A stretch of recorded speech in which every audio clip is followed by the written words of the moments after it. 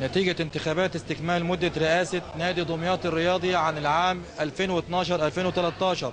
الأستاذ محمد أبو جنبة 711 صوت.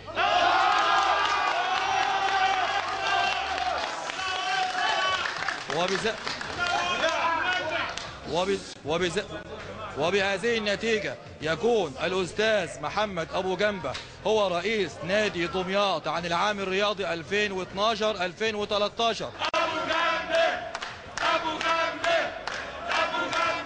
ألف مبروك لدمياط كلها، وألف مبروك لشباب دمياط. وأعاهد ربنا سبحانه وتعالى، أنا جئت هذا المكان للإصلاح اللي اتحرمت دمياط منه سنوات طويلة. على مدى السنين الماضية لا نجد أي إصلاح في نادي دمياط الرياضي غير المشاكل وغير الخلافات.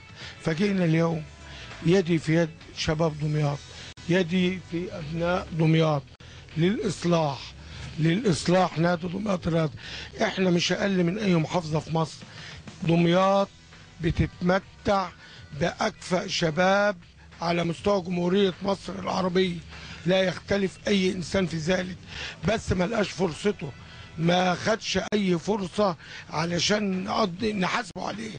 فمن اليوم يا شباب دمياط، يا شباب دمياط، يا لاعبي دمياط القدامى، يا مجالس الإدارة السابقة، يدا في يد من أجل أولادنا، من أجل شبابنا، نلغي جميع الخلافات، نلغي جميع أي شيء يعرقل مسيرة الرياضة في دمياط.